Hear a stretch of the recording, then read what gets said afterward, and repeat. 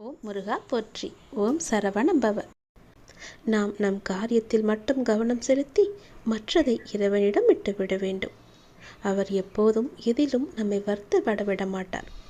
கடவுள் தூங்குவதும் இல்லை, நம்மை துயரப்படுத்துவதும் இல்லை. உன் செயலில் நீ முழு கவனம் செலுத்து. மற்றது எல்லாவற்றையுமே அவரே பார்த்து கொள்வார். மற்றவை எது நடக்குமோ அது நடந்தே தீரும். ஒரு சிறு கதை.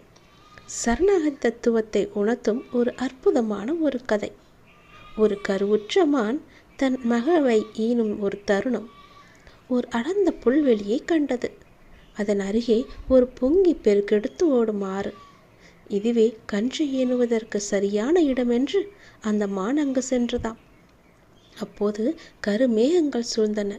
மின்னலும் இடியும் வானில் இடிக்க ஆரம்பித்தது. பலத்த மழை வரும் போல இருந்தது. மான் தன் இடப்பக்கம் பார்த்தது. அங்கே ஒரு வேடன் தன் அம்பை மானை நோக்கி குறிப்பார்த்து நின்று கொண்டிருந்தான். மானின் வலப்பக்கம் பசியுடன் ஒரு புலி அதை நோக்கி வந்து கொண்டிருந்தது. மேலும் எங்கோ பற்றிய காற்று தீயும் எரிந்து நெருங்கி வர ஆரம்பித்து விட்டது. ஒரு கருவுற்ற மான் பாவம் என்ன செய்யும்? அதற்கு வழியும் வந்துவிட்டது. என்ன நடக்கும்? மானானது பிழைக்குமா? மகவை ஈனுமா? குட்டி பிழைக்குமா? இல்லை காட்டுத்தீ எல்லாவற்றையும் அழித்து விடுமா? வேடனின் அம்புக்கு மான் இரையாகுமா? புலியின் பசிக்கு உணவாகுமா? பற்றி எரியும் கொடும் தீ ஒரு புறம், பொங்கும் காட்டாறு மறுபுறம். பசியோடு புலியும் வில்லுடன் வேடனும் எதிரெதிர்புறம்.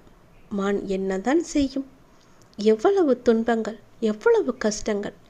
கண்ணீருடன் கடவுளை சரணாகதி அடைந்தது அந்த மான். இறைவன் விட்ட வழி என எதுவோ அதுவே என்னை வந்து சேரட்டும் என்று அமைதியாக வைத்தது மனதை தேற்றிக்கொண்டு எதை பற்றியும் கவலைப்படாமல் தன்னுடைய கவனம் முழுவதையும் தன் குட்டியை பெற்றெடுக்கும் அதிலேயே இருந்தது. தன் மகவை ஈனுவதிலேயே முழு கவனத்தையும் செலுத்தியது. மற்ற சூழல்கள் அதன் கண்களில் புலப்படவில்லை. அதில் திட நம்பிக்கையாக இருந்தது.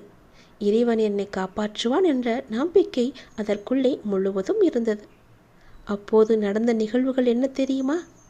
மின்னல் தாக்கியதால் வேடனின் கண் இழந்தான். அவன் எய்த அம்பு குறித்தவறி அந்த புலியை தாக்க அது இறந்து விட்டது. தீவிர மழை பெய்ததால் காட்டு தீயை அந்த மழை அணைத்து விட்டது. அந்த மான் அழகான